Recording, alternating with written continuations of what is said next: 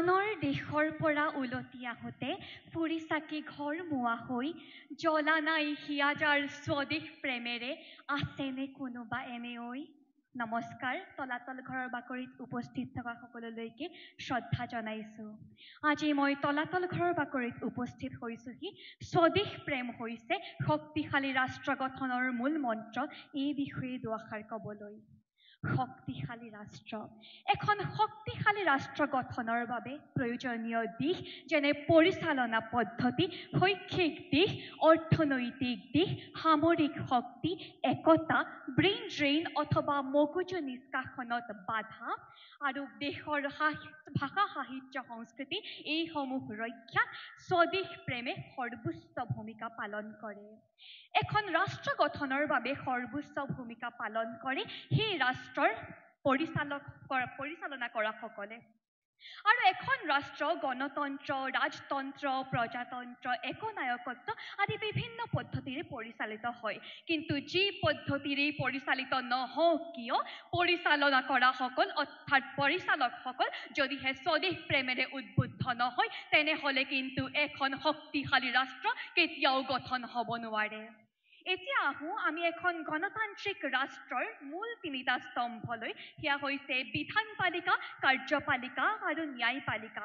এখন গণতান্ত্ৰিক ৰাষ্ট্ৰ যদিহে শক্তিশালী হৈ উঠিব লাগে, তেনেহ'লে কিন্তু এই বিধানপালিকা, কাৰ্যপালিকা আৰু ন্যায়পালিকা নিজৰ ক্ষুদ্ৰ স্বাৰ্থৰ কথা চিন্তা নকৰি সম্পূৰ্ণ দেশৰ উন্নতিৰ কথা চিন্তা কৰিবই লাগিব। আৰু এই তিনিওটি সংগঠনে তেতিয়াহে সম্পূৰ্ণ দেশৰ উন্নতিৰ কথা চিন্তা কৰিব যেতিয়া তেওঁলোক স্বদেশ প্ৰেমেৰে উদ্বুদ্ধ হৈ পৰিব। শক্তিশালী দেশ, এখন শক্তিশালী দেশৰ বাবে প্ৰথমেই আমাক লাগিব এখন স্বাধীন দেশ। কিন্তু আমাৰ ভাৰতবৰ্ষ যেতিয়া ব্ৰিটিছসকলৰ অধীন হৈ আছিল, তেতিয়া যদিহে আমাৰ স্বতন্ত্ৰতা সংগ্ৰামীসকলে স্বদেশ প্ৰেমেৰে উদ্বুদ্ধ হৈ নিজৰ দেশৰ কাৰণে প্ৰাণ ত্যাগ কৰিবলৈ সাজু হৈ নাথাকিলহেঁতেন, তেনেহ'লে কিন্তু আজিও আমি ব্ৰিটিছসকলৰে অধীন হৈ থাকিলোহেঁতেন আৰু এখন পৰাধীন দেশ কেতিয়াও উন্নত আৰু শক্তিশালী হৈ উঠিব নোৱাৰে। এখন দেশৰ অথবা ৰাষ্ট্ৰৰ ভৱিষ্যত হৈছে তাৰ ছাত্ৰ ছাত্ৰীসকল। কিন্তু সেই ছাত্ৰ ছাত্ৰীসকলেই যেতিয়া উচ্চ শিক্ষা লাভৰ বাবে বিদেশলৈ গমন কৰি সেই দেশৰ বাবেই নিজৰ মগজু ব্যৱহাৰ কৰে, তেতিয়া কিন্তু নিজ দেশৰ বাবে এক ঋণাত্মক প্ৰভাৱ পৰে। আৰু এই ঋণাত্মক প্ৰভাৱ অৰ্থাৎ ব্ৰেইন ড্ৰেইন অথবা মগজু নিষ্কাশন ৰক্ষা বাধা দিবৰ বাবে আমাৰ একমাত্ৰ উপায় হৈছে ছাত্ৰ ছাত্ৰীসকলৰ মনত স্বদেশ প্ৰেমৰ ভাৱ জাগ্ৰত কৰা। শক্তিশালী দেশ, এখন শক্তিশালী দেশ সেইখনহে যাৰ থাকে নিজা ভাষা, সাহিত্য আৰু সংস্কৃতি। কিন্তু বৰ্তমানৰ নৱপ্ৰজন্মৰ মনত এক স্বদেশ প্ৰেমৰ ভাৱ হ্ৰাস পোৱাৰ বাবে কুলাৰটো এৰি বুকাৰটো লোৱাৰ মানসিকতাই বৃদ্ধি পাইছে। ফলত বিদেশী দেশ, ভাষা, সংস্কৃতিৰ প্ৰতি অধিক আকৰ্ষিত হ'বলৈ ধৰিছে।